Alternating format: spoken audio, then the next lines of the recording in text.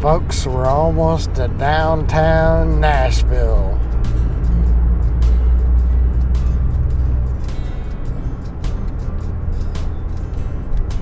Man, I had a guy call me, I don't know when that was, this yesterday? It's a pretty weird day, honestly. Oh. Yeah, the potholes in Nashville's not getting good.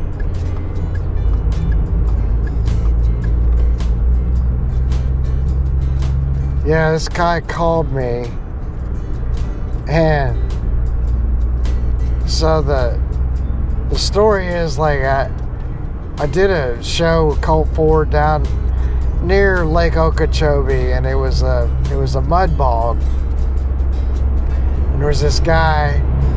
I'm not gonna say who it is, but he put on this mud bog, and so anyway, I ended up, like, I was done with Colt, and this is after, I don't know, a year or two, a couple years, I don't remember. But he's like, I'm done with Colt. And so he contacts me. He's wanting to do this thing. And, he's like, wanting me to manage, like, this deal. And I talked to him about it because I was like, yeah, I'll ask, we'll find out what the deal is. If we can work a deal, then, maybe I'll go to work for the guy. So he comes to Nashville. And so we're going to meet up at the New Faces show here in Nashville, which was a radio, has a thing every year. It's radio production programming. Anyway, they have a thing every year. And so it's kind of an industry thing where all the radio people and the reps from the labels, it's all a big party.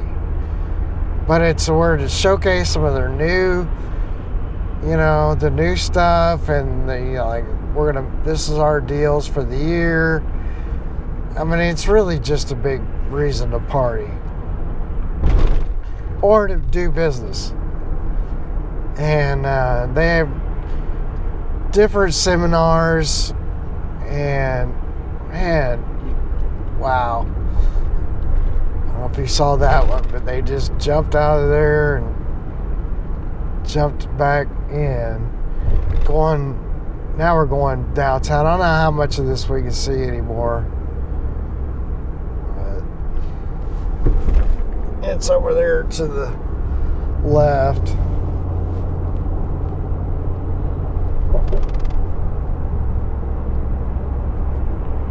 Anyway, downtown Nashville.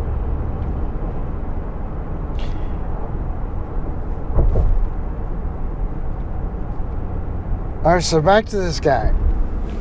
Alright, so after Colt Ford, he meets downtown, and they're putting on their New Faces show. Which what it is like, a lot of these artists, they start out, either they make a regional following, or something happens where, and it takes them a little bit. They might be independent, or they have a regional following, and then record labels, people are monitoring this stuff, and then they finally sort of like get together, and it's where the business is born, sort of, so to speak. Hang on.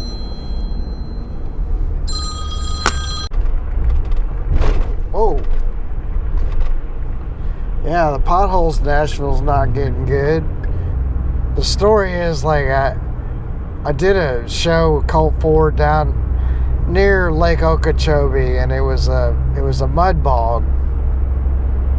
And there was this guy, I'm not gonna say who it is, but he put on this mud bog, and so anyway,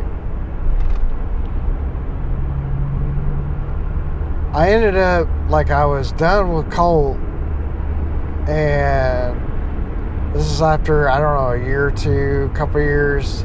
I don't remember.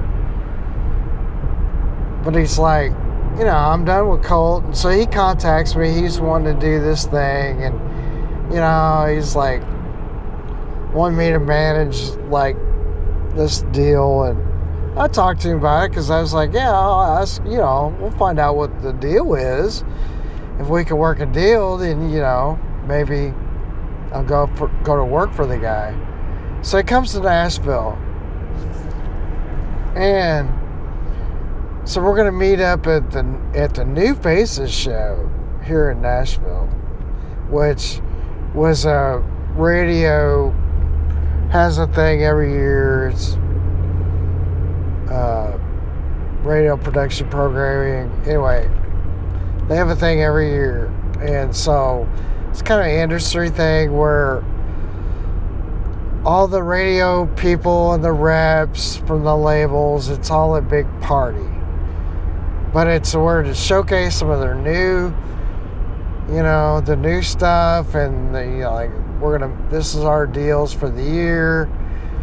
I mean, it's really just a big reason to party or to do business. And they have different seminars, and man, wow. I don't know if you saw that one, but they just jumped out of there and jumped back in.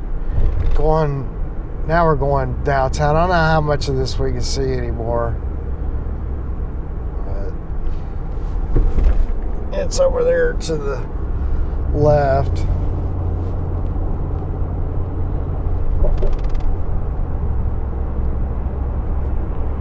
Anyway, downtown Nashville.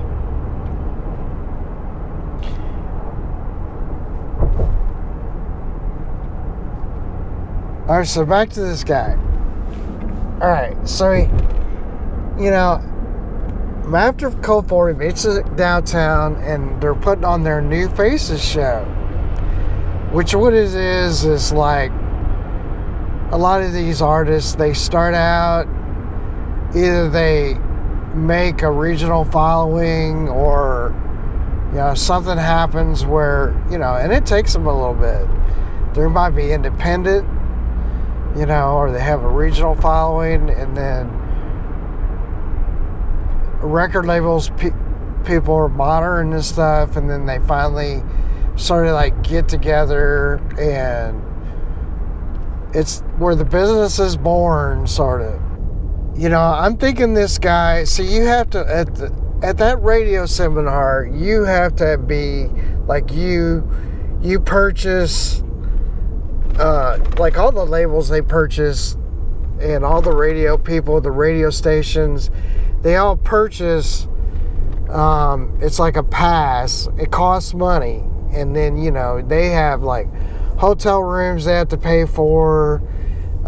It's just like any other sort of business conference. It's kind of a trade show conference. So, you have to have, pretty decent tickets to even see this New Faces show. I mean, they don't just let anybody in. And you can't just walk in there, And even though all those people know me, or then, I can't just walk in there, It's like you have to buy your tickets and be invited in. Anyway, so I show up. I'm gonna meet him because we're gonna talk about this deal he's got. So I meet him downtown, and then it turns into, oh yeah, man, here, you guys go in, and then here's your ticket, and then come back out a little bit, and you hand us your ticket stub, and then we'll go in. I'm like, what? Wait a minute. No, that ain't how this works, It's like, besides that, I know all these people. Are you kidding me? Anyway, and I was just like, look, I'm going back home, I'm done with this. And somehow he's like, oh no, he's like, I'm sorry. He's like misrepresented it because I really have these other tickets. Since we're here, and I'm going, I mean, he's telling me this big long story. So then he produces the tickets. I don't remember how, but he does. So I go to the New Faces show, and I mean, it's actually probably one of the best New Faces show I'd seen at that time. It was the year like Casey Musgraves, and anyway, there were some people on it, and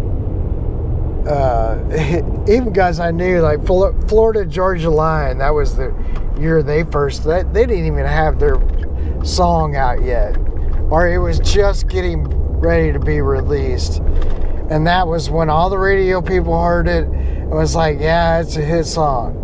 So anyway, there's that story. So we go, and then we get done with that, and then he's gonna go down to, I don't know, the Wild Horse Saloon or something. I suggested that. From the vibe, I could tell that it was weird. And so it was kind of strange. Anyway, then I just left. So, and then we're talking several years later. I mean, I was with Rodney Agus for 5 years. And, so anyway, at least that, 5, 6, 7 years. And this guy calls me up, and then he's got something else he's cooking up, and I just told him, I said, man, I'm so busy with Hawkeye Marine. I don't have, there's no daylight in that deal. And then even after I told him that, he was like, oh, well, I get this all together, I'll give you a call back. Music people, or people that want to be in music, it's like kind of crazy.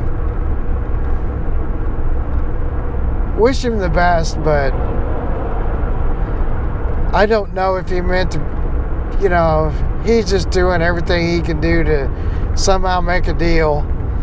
And those guys down there, don't get me started on that one. So let's just stay in this lane, because then, you're in the lane and you ain't got to worry about getting back out of the lane that you wanted to get in, So I don't know if you understand what I mean, but here's what I'm talking about. See, all these people are getting in this lane, because they got to get over. And then you got the real, up here, the real slow pokes can stay in that lane up there, up yonder, but then I'm going to get over because I got to pee. But right up here is where a lot of the buses are. You get off up this exit, there's several bus companies. They even left out of here years ago when it was Prevost, and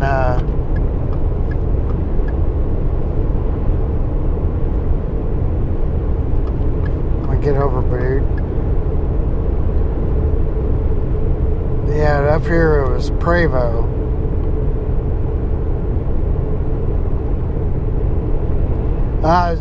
Prevost is a big company, that Prevost or whatever, they're a Canadian company that makes buses. So I don't know what, they have all kinds of engines in them, Cummins and Detroit diesels. I could be wrong about that. I think most of them are Detroit diesels.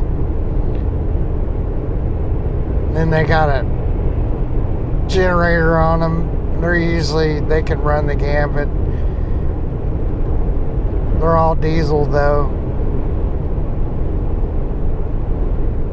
Some of the generators they're putting in them, they're pretty good size now. Yeah, there's bus companies over there, bus companies over here. Over at Prevost one time, I could sleep in because I had to take the truck over to the farm, and the farm was up in Gallatin. So what I do